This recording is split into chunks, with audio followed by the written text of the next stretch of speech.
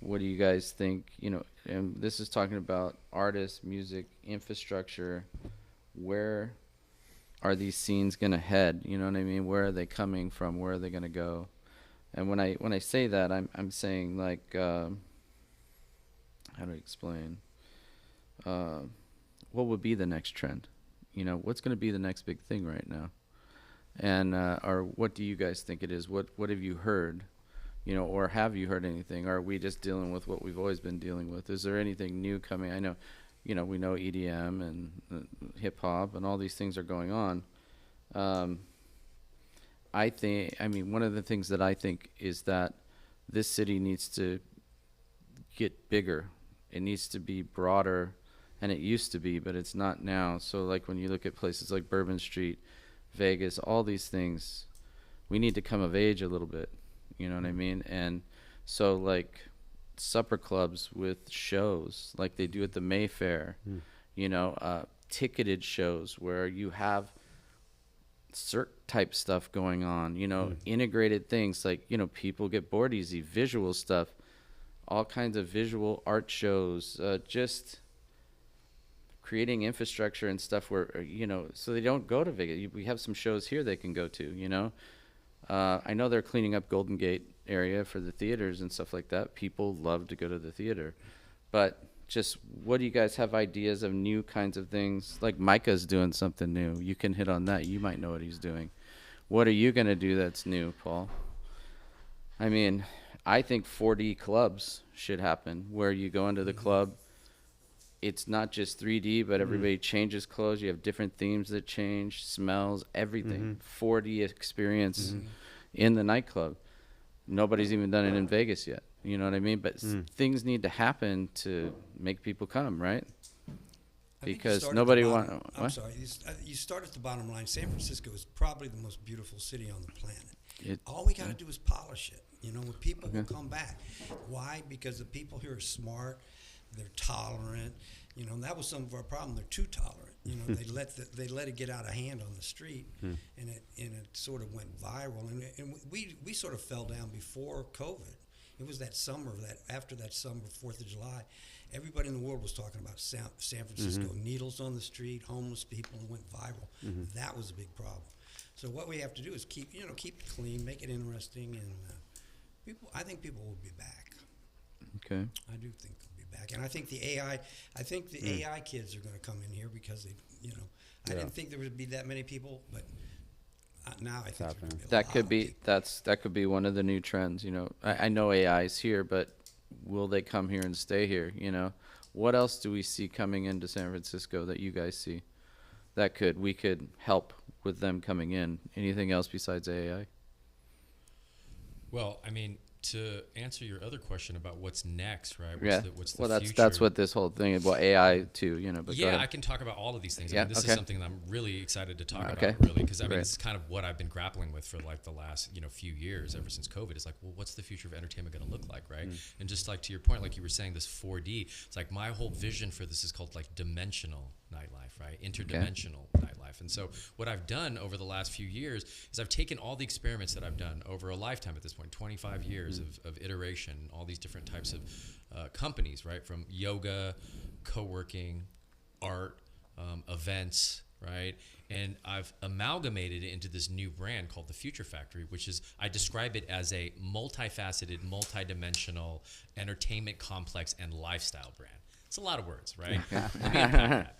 So essentially, right, the lifestyle membership brand, and I'm integrating when I say, dimensional nightlife, right? We have video panels. So we pioneered that kind of design of just kind of that immersive venue. We have like, video on the ceiling. I've done it too. I do mapping and stuff too. Yeah, all that stuff. We're at the forefront of that. But now kind of like adding this membership component to it, right? This lifestyle brand. So what I'm working on right now is piloting this membership model, right? Which we will be using AI as well, right? Having your own AI agent that almost helps you unlock all the potential of the organization, right? So as a Future Factory member, you would be a futurist and you would have access to all of the services and goods that I've been able to iterate over my career, right? So you get a membership. Imagine like it's like the Soho House meets, like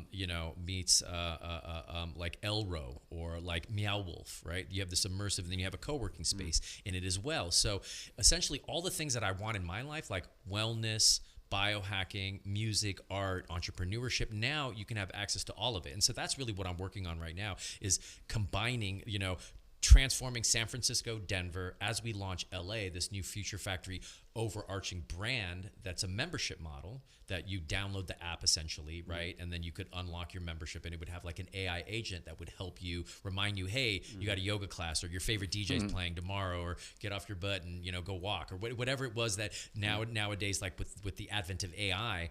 And, I've been really deep into blockchain and crypto, and we're working on, putting this membership on the blockchain. And so we'll be able to do gamification, we'll be able to do customer loyalty. So really the answer is really all of these things. That's what I see people want, right? People want lifestyle. Like they want definitely in the 21 to 30s. You're gonna. It's amazing what you're talking about. Yeah. So I this really is what we're building right now. It's the Future Factory, and it's a big vision, and the plan is to take this all around the world.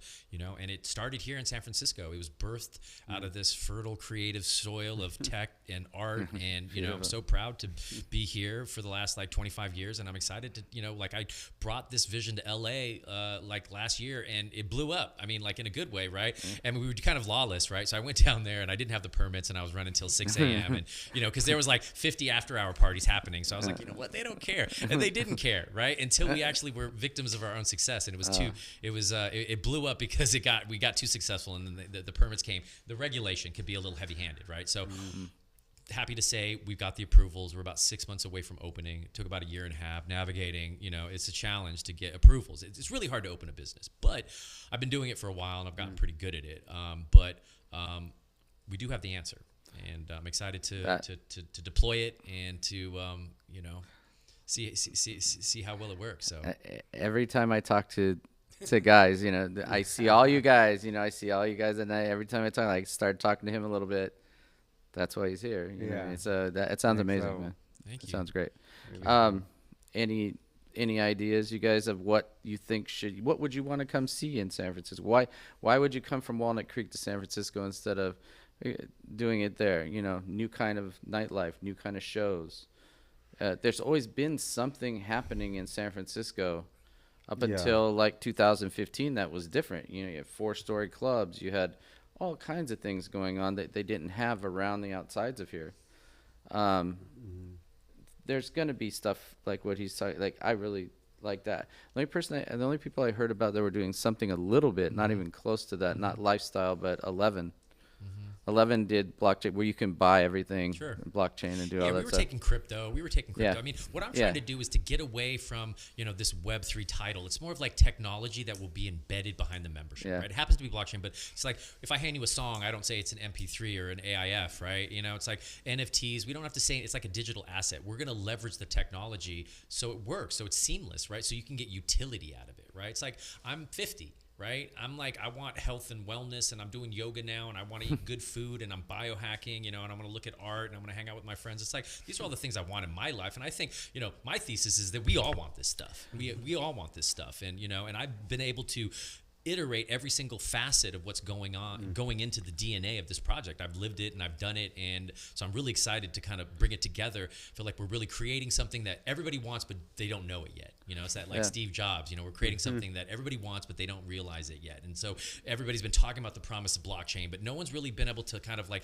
introduce it into the public in a mainstream way where it's actually useful to anybody, right? It's like So I think we've found it. We've got the way.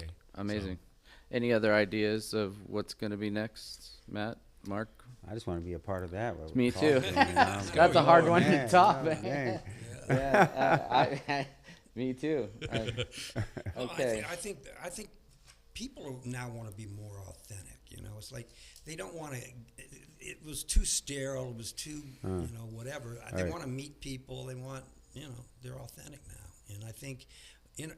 We're something that provides interaction where people meet each other. Exactly. And, or like-minded people. And San Francisco always had the coolest, way out there thinking people. And so people would like to come and they meet people in San Francisco and they go, oh, wow, That's cool. Yeah, I would say like Burning Man's been a big inspiration. You know, I went for the first time 20 years ago, right? It's like really about finding your tribe, right? And I think that's where about San Francisco is. There's so many little niches and subcultures, and it's still so vibrant, you know. And